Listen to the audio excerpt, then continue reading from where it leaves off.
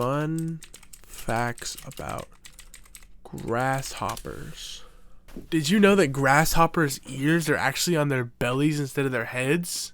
This is a video about the brand new Yeat album, 2093, and I'm very happy to say that because, little fun fact, this is the first time I'll be doing a review for an artist twice now in my just over a year of reviewing music, because I reviewed Yeat's album last year, Afterlife. So I'm here to talk and share my thoughts on this grandiose, brand new Yeat album that came out just last Friday, just a couple days ago now, to a grand splash, I think is the correct word to use it, because Yeat planned this rollout really well. That's a huge important part of an album, is the rollout, because he's been teasing this kind of since like the winter time, and he isn't drawing it out like another artist I'm not going to mention right now. He dropped it when he knew it was going to sell the most, which is fine. That's what you're supposed to do with an album, especially for someone who is at Yeat's caliber now that he is, because Yeat's been pretty big for a couple years now, but it really wasn't until this fall, when he was featured on For All the Dogs by Drake, that he absolutely skyrocketed in popularity and monthly listeners. Now everybody knows who Yeat is. It's not some little niche artist that you like now. He's huge. He's 20 million monthly listeners, one of the biggest artists on Spotify. And I don't want to say it's gotten to his head, but he's definitely got an ego. I can tell. It's the way he makes his music. That's what he raps about, is having an ego. Because he's definitely a very egocentric person who feeds off the hype, which is great, because that's the kind of music he makes. He makes very upbeat music that's not really meant to be introspective at all. But sometimes he does kind of delve into there. But I heard less of that on this album, because this album is super, super interesting. It's way different than any other Yeat album, for sure. Way different than a lot of any albums I've ever heard before. It's a super futuristic album, as the title suggests, and it's kind of got these industrial flares of it, like of industrial hip-hop, but it's still got like trap and rage and plug kind of inspiration still in there, with these little Yeat quirks like on every Yeat album. It is far from a perfect album, don't get me wrong, but this is his most clear-cutting and sharp album to date. Yeat's been on a pretty crazy run these past couple years, but he's just been way too inconsistent for me. Like on his last album, Afterlife, I liked it because it showed a lot of promise with songs like Myself and No More Talk, where he was really experimenting more, but that album fell flat in a lot more ways than it should have, really. And I think he understood that. He took his time more with this album, because Yeat has kind of had this like Mac Hami approach to music over time, where he just kind of drops a lot of projects in one year, which really hasn't been a thing for him since 2021, now that I think about it. But that was his thing. He was making a lot of music in a rapid succession of time, which I'm sure he still does. He probably has that work ethic still, just considering how long this album is, but he hasn't had a release in just about a year. So he definitely took time to find the inspiration for this album, took time to make all the songs, make sure they were perfect, make sure everything was great, which is great. It's super amazing that I'm glad that someone like Yeat, who is seen as like a lesser artist by people, took time to ensure that, what he was making actually had the most care he could into it. Like a song like Psycho CEO, the intro, starts it off like exactly how I kind of wanted it and envisioned it to be. It's super in your face, futuristic. It's got these insane synths that are swirling around you. The snare on it sounds like a live drum. And it's just exactly what I was hoping the album was going to sound like. It starts it off, no waiting, no anything, no slow intro, because that's never been Yeat's thing. He never picks it up slow and then starts it. But the pacing of this album is really weird, as it always has been with Yeat albums, just because there's not a lot of cohesiveness between the songs, which he tried to combat on this album, because there's a very loose concept here with the idea of going to the future or something. But the pacing, I think, kind of works well in these first set of songs. Like, there's a huge opening, it slows down for a second, and then on Nothing Change, it's kind of like the regain. It's kind of like the hero's journey. You start out in your natural environment, and then you're sent into the unknown, if that makes sense. I'm comparing a Yeat album to the hero's journey. It's clear he came into this album with a more forward-thinking mindset and wanted to create somewhat of a new style and genre and expose it to more people, because I don't think all this album is anything completely new and avant-garde. It's it's definitely inspired by things like industrial hip hop and I dare to say even like Death Grips, but making it kind of more a refined sound because Yeat at this point is at his fullest critical acclaim I think he'll ever be. Maybe. I hope he gets bigger.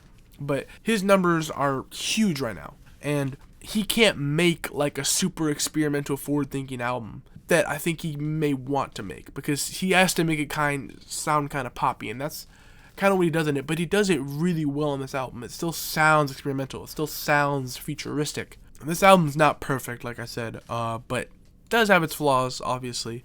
And it shows it kind of well, I think, in a way. There's no good way to have flaws on an album. With Yeat's music, it's easy to kind of hide the bad songs, if that makes sense, just because he releases albums with many, many songs on there, and most of them are quality, in my opinion. And so when there's a miss or two on there, or 3 or 4, it kind of just blends in with the rest of the music, which can make sense, but after re-listening to it, you kind of realize, okay, some of these songs weren't so good, like this collaboration here with Lil Wayne, which was teased for a couple weeks before this album came out, that there was going to be a Wayne feature on there. And Lil Wayne is one of the most well-known and critically acclaimed rappers of the past almost 30 years or something like that. I feel like I'm mentioning him every couple months being featured on an album, just because he's very synonymous with the genre at this point. And he is a great rapper. Like, his verse on I'm Mad at Me by Trippie Redd was great earlier last year. But I don't really like this song. I think by itself it's a fine Yeat song. Nothing really special. And then Lil Wayne raps on it, and it's really weird. Sounds very out of touch. Obviously, Lil Wayne doesn't fit on this kind of beat, but he doesn't try to do himself any favors, really. He doesn't work a really good pocket into it or anything like that. He just kind of is there, and that really brings down the song for me. But I don't really think that's a discredit to Yeat's part. Obviously, he could have kept it on the album, but it's just kind of bragging points to have a Wayne feature, I feel like. Something super interesting to me is that Yeat is credited as a producer on like most of the songs on this album, which is super cool. I'm glad that more artists like to do that because I think that just adds that much more depth to your music when you're the one in there creating everything about it and making the sounds. I'm not so sure how much he was involved in the creation of the instrumentals, but I'm glad that he has his name on there because that's a pretty good attribute to have on your album, to say I produced these in some way, just as an artist, just because just being able to say I self-produced these songs. These are my ideas. It's not like I just, worked into somebody else's ideas, which is what this album is kind of meant for. This is supposed to be like his brainchild. You know what I mean? I really, really appreciate, like I said earlier, how Yeat tries and completely succeeds to evolve his sound with each and every album that comes out, because it's very good to see. It's great to see that he's not being stagnant like someone like a Lil Baby. And I know I kind of dog on him a lot, but he's a very uninteresting artist to me, especially in his current state where he is now, just because he doesn't exuberate anything interesting about him in his music, and he's been doing the same kind of things for the past few years. But you could really say that about like any basic trap artist who doesn't, put so much effort into their music.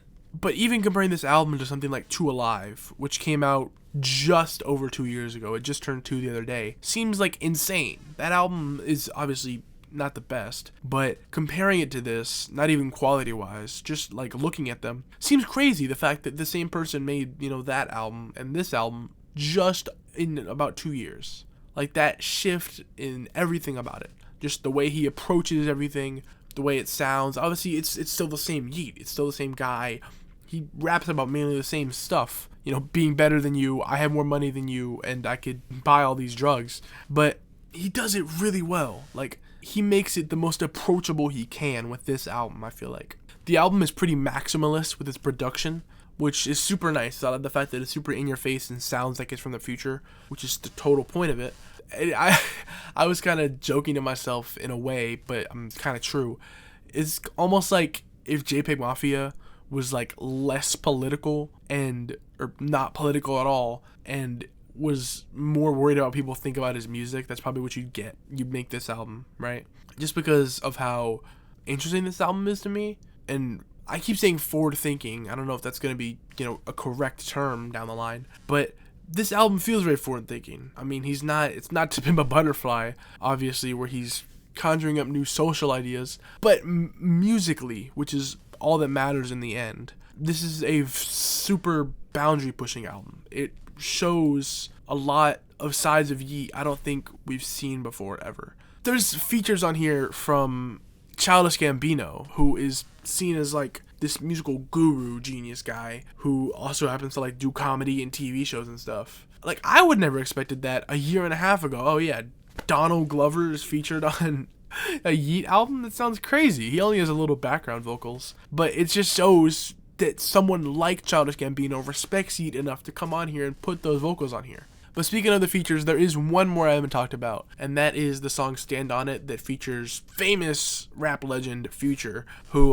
was very good at one point, but I can say for sure this is not one of those examples. He raps really lazily on here, doesn't fit anything really, muffled, it sounds bad. I don't like the song really.